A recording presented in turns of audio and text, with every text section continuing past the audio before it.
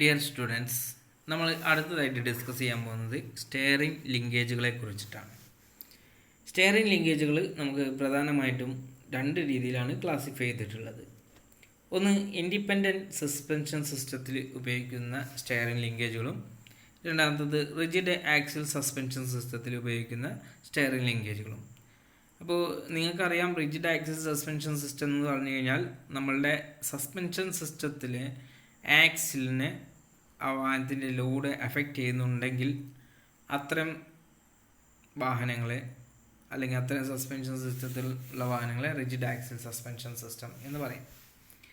Independent suspension സിസ്റ്റത്തിൽ എങ്ങനെയാണെന്ന് വെച്ചാൽ നമ്മളുടെ വാഹനത്തിൻ്റെ വെയിറ്റ്, അതായത് വാഹനത്തിൻ്റെ ഭാരം നമ്മുടെ സസ്പെൻഷൻ സിസ്റ്റത്തിലെ വാഹനത്തിൻ്റെ ആക്സിലുമായിട്ട് യാതൊരു ബന്ധമില്ല എന്നുണ്ടെങ്കിൽ അത്തരം സിസ്റ്റത്തെ നമ്മൾ ഡിപ്പെൻഡൻ്റ് അല്ലാത്ത സസ്പെൻഷൻ സിസ്റ്റം എന്ന് പറയും.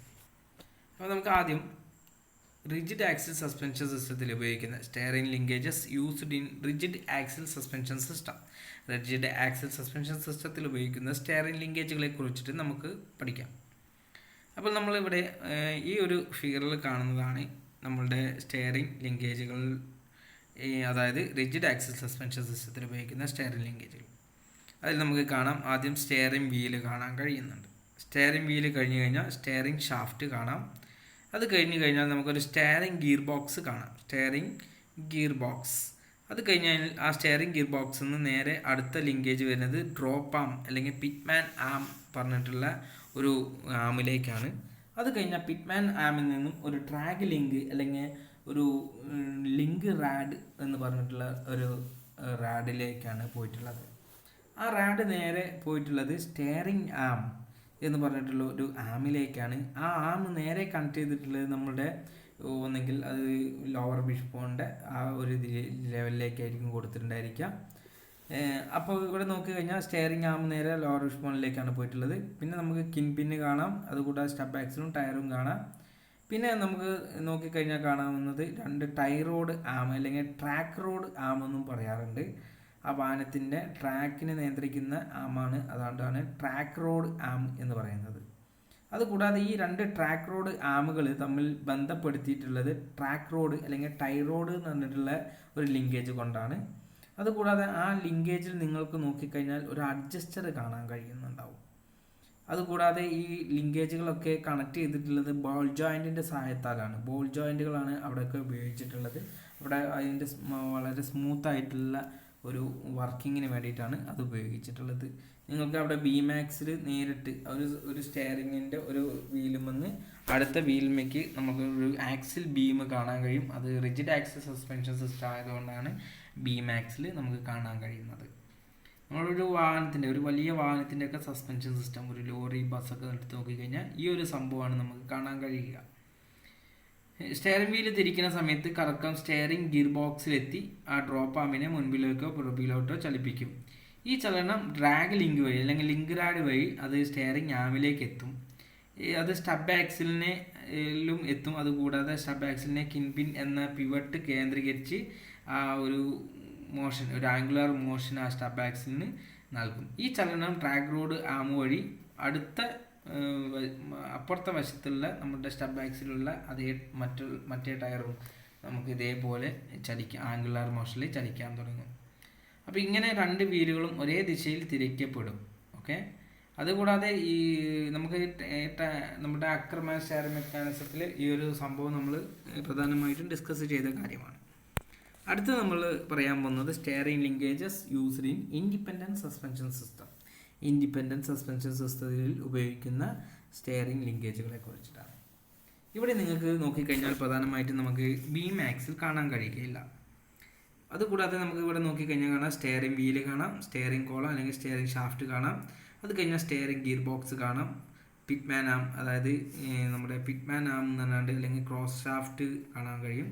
എന്നിട്ട് പിറ്റ്മാൻ ആം കാണാം. അത് നേരെ ഒരു റിലേ റാഡമിക്കാണ് കൊടുത്തിട്ടുള്ളത്. അതിൻ്റെ ഇപ്പുറത്തെ സൈഡിലും നിങ്ങൾക്ക് ഒരു ഐഡ്ലർ ആം, പിറ്റ്മാൻ ആം പോലെ തന്നെ ഒരു ഐഡ്ലർ ആം കാണാൻ കഴിയും.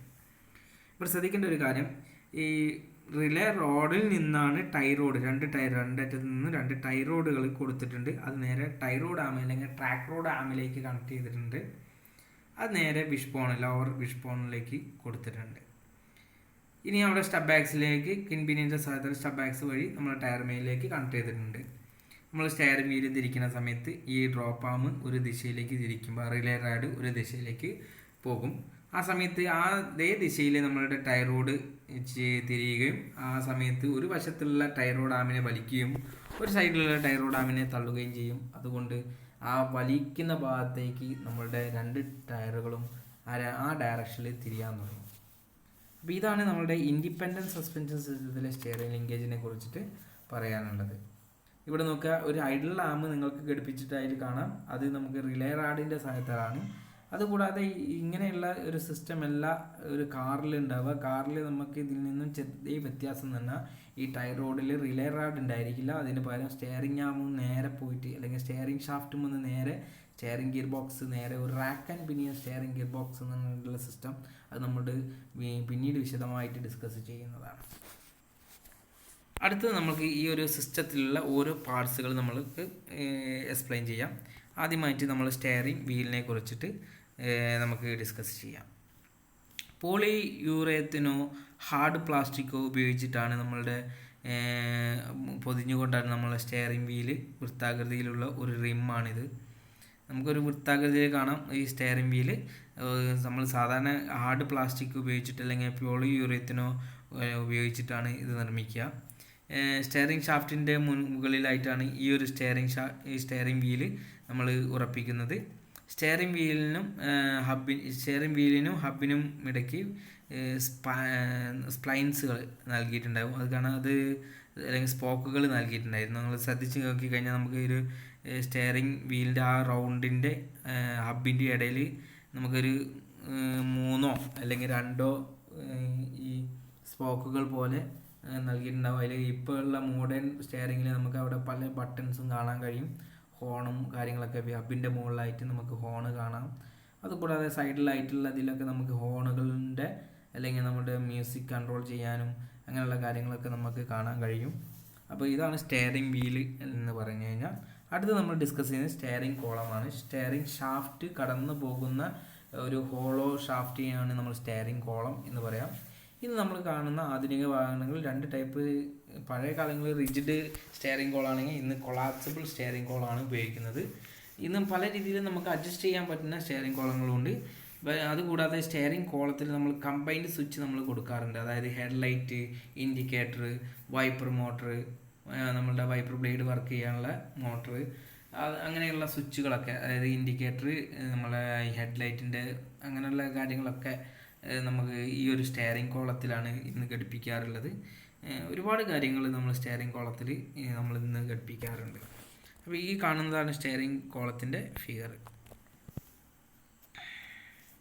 ഇനി സ്റ്റിയറിംഗ് ഷാഫ്റ്റ്, അടുത്ത ഭാഗമാണ് സ്റ്റിയറിംഗ് ഷാഫ്റ്റ്. നമ്മൾ സ്റ്റിയറിംഗ് ഗിയർ ബോക്സിലേക്ക് നമ്മൾ സ്റ്റിയറിംഗ് വീലിൽ നിന്നും കറക്കം എത്തിക്കാനാണ് സ്റ്റിയറിംഗ് ഷാഫ്റ്റ് ഉപയോഗിക്കുന്നത്. അപ്പോൾ നമ്മൾ ഈ ഷോക്കുകളൊക്കെ ഉണ്ടാകുന്ന സമയത്ത് ഈ നീളത്തിലുണ്ടാകുന്ന വ്യത്യാസമൊക്കെ പരിഹരിക്കാൻ വേണ്ടിയിട്ട് പ്രത്യേക ക്രമീകരണങ്ങൾ, അതായത് ഒന്നെങ്കിൽ സ്ലിപ്പ് ജോയിൻറ്റ്, അതുകൂടാതെ യൂണിവേഴ്സൽ ജോയിൻ്റ് ഒക്കെ നമ്മളുടെ ഈ സ്റ്റിയറിംഗ് ഷാഫ്റ്റിൽ നൽകിയിരിക്കും. അപ്പോൾ ഈ നമുക്ക് ഏകദേശം സ്റ്റിയറിംഗ് ഷാഫ്റ്റ് ഏകദേശം 50 ഡിഗ്രി ചെരിവിന് ഹെവി ഡ്യൂട്ടി വാഹനങ്ങളിൽ ഏകദേശം 20 ഡിഗ്രി ചെരിവിലും നമുക്ക് ഈ ഒരു നമ്മളുടെ സ്റ്റിയറിംഗ് ഷാഫ്റ്റിൻ്റെ ക്രമീകരണം നൽകിയിട്ടുണ്ടായിരിക്കും. വലിയ വാഹനങ്ങളൊക്കെ ആണെങ്കിൽ ഒരു കാറുകളിലൊക്കെ ആണെങ്കിൽ 50 ഡിഗ്രിയിൽ തിരിക്കാൻ അതിന് യൂണിവേഴ്സൽ ജോയിൻറ്റുകൾ കൊടുത്തിട്ടുണ്ടായിരിക്കും. ഒരു വലിയ വാഹനമൊക്കെ ആണെങ്കിൽ 20 ഡിഗ്രി ചെരിവിൽ 20 ഡിഗ്രി കോണിലാണ് തിരിക്കാൻ വേണ്ടിയിട്ടുള്ള യൂണിവേഴ്സൽ ജോയിൻറ്റുകളാണ് കൊടുത്തിട്ടുണ്ടായിരിക്കുക.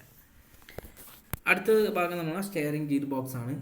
ഡ്രൈവർ സ്റ്റിയറിംഗ് വീലിൽ നൽകുന്നത് വലത്തെ വീലുകളിലെ തിരിക്കാൻ ഭാഗത്തിലുള്ള ഫോഴ്സായിട്ട്, അത് വളരെ അധികം ഫോഴ്സായിട്ട് എത്തിക്കുക എന്നാണ് സ്റ്റിയറിംഗ് ഗിയർ ബോക്സിൻ്റെ ഫങ്ഷന്. കൂടാതെ സ്റ്റിയറിംഗ് വീലിൻ്റെ കറക്കത്തെ ഡ്രോപ്പ് ആമിൻ്റെ മുൻപിൻ ചലനമാക്കി മാറ്റുന്നത് സ്റ്റിയറിംഗ് ഗിയർ ബോക്സ് ആണ്. നമ്മൾ സ്റ്റിയറിംഗ് വീല് വർത്തുലാർ മോഷൻ അല്ലെങ്കിൽ റോട്ടറി മോഷനിലാണ് നമ്മൾ കറക്കാറുള്ളത്. പക്ഷെ നമ്മളുടെ ഈ ഡ്രോപ്പ് ആം, അതായത് സ്റ്റിയറിംഗ് ഗിയർ ബോക്സിൽ നിന്ന് പുറത്തേക്ക് വരുന്ന ഡ്രോപ്പ് ആം നമുക്കൊരു പെൻഡുലം മോഷൻ, അതായത് ഒരു മുന്നിലോട്ടും പിറകിലോട്ടും ചലിക്കുന്നതായിട്ടാണ് നമുക്ക് കാണാൻ കഴിയുക. ഒരു പെൻഡുലം, ഒരു ക്ലോക്കിൻ്റെ പെൻഡുലം ചലിക്കുന്ന പോലെയാണ് ഈ ഒരു ഡ്രോപ്പ് ആം ചലിക്കുക. അപ്പോൾ സ്റ്റിയറിംഗ് വീലിൻ്റെ വർത്തുലാർ ചലനം ഡ്രോപ്പ് ആമിൻ്റെ പെൻഡുലം മോഷനാക്കി മാറ്റുന്നത് സ്റ്റിയറിംഗ് ഗിയർ ബോക്സ് ആണ്. ഈ കാണുന്നതാണ് ഡ്രോപ്പ് ആം. സ്റ്റെയറിംഗ് ഗിയർ ബോക്സിൽ നിന്നും ഔട്ട്പുട്ട് ഷാഫ്റ്റിലാണ് ഇത് ഘടിപ്പിക്കുന്നത്. ഇതിൻ്റെ അടുത്ത അഗ്രം ഡ്രാഗ് ലിങ്കുമായി ബന്ധിപ്പിക്കും. ഓക്കെ, ഒരു ഭാഗം നമ്മുടെ സ്റ്റെയറിംഗ് ഷാഫ്റ്റിൻ്റെ നമ്മളെ സ്റ്റെയറിംഗ് ഗിയർ ബോക്സിൽ നിന്ന് പുറത്തേക്ക് വരുന്ന ക്രോസ് ഷാഫ്റ്റ് എന്ന് പറഞ്ഞൊരു ഷാഫ്റ്റ് ഉണ്ട്. ആ ഷാഫ്റ്റിലേക്ക് ബന്ധിപ്പിക്കും. മറ്റേ നമ്മളുടെ ഡ്രാഗ് ലിങ്ക് അല്ലെങ്കിൽ ലിങ്ക് റാഡുമായിട്ട് ബന്ധിപ്പിക്കും. ഓക്കെ, ഡ്രാഗ് ലിങ്കിനെ മുൻപിലോട്ടും പുറകിലോട്ടും ചലിപ്പിക്കുന്നത് ഡ്രോപ്പ് ആമാണ്. ഡ്രോപ്പ് ആമിൻ്റെ നീളം കാറുകളിൽ ഒരു 12.5 സെൻറ്റിമീറ്റർ മുതൽ 20 സെൻറ്റിമീറ്റർ വരെയും വലിയ തരം വാഹനങ്ങളിലാണെങ്കിൽ 20 സെൻറ്റിമീറ്റർ മുതൽ 25 സെൻറ്റിമീറ്റർ വരെയും ഉണ്ടായിരിക്കും. അടുത്ത് നമ്മൾ ഡിസ്കസ് ചെയ്യുന്നതാണ് ഡ്രാഗ് ലിങ്കിനെ കുറിച്ചിട്ടാണ്. ഡ്രോപ്പ് ആമിനെയും സ്റ്റെയറിംഗ് നിക്കിളുമായി ബന്ധിപ്പിക്കുന്നത് ഡ്രാഗ് ലിങ്ക് അല്ലെങ്കിൽ ലിങ്ക് റാഡ് എന്ന് പറഞ്ഞിട്ടുള്ള ഈ ഒരു ലിങ്കേജ് വഴിയാണ്. ഇതിൻ്റെ രണ്ട് അഗ്രങ്ങളിലും ബോൾ ജോയിൻറ്റിൻ്റെ സഹായത്താലാണ് നമ്മൾ സ്റ്റെയറിംഗ് നെക്കിളുമായിട്ടും അതേപോലെ ഡ്രോപ്പ് ആമായിട്ടും ഘടിപ്പിക്കുന്നത്. പിന്നെ ഇത് ഫോർജ്ഡ് അലോയ് സ്റ്റീൽ ഉപയോഗിച്ചിട്ടാണ് ഈ ഒരു ഡ്രാഗ് ലിങ്ക് നമ്മൾ നിർമ്മിക്കുന്നത്.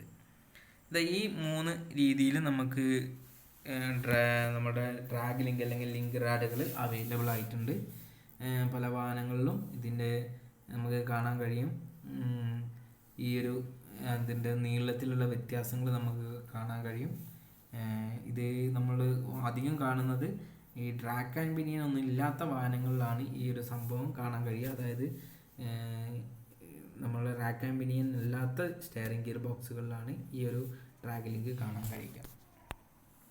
അപ്പോൾ ഇത്രയും കാര്യങ്ങളാണ് സ്റ്റെയറിംഗ് ലിങ്കേജുകളെ കുറിച്ചിട്ട് ഡിസ്കസ് ചെയ്യുന്നത്.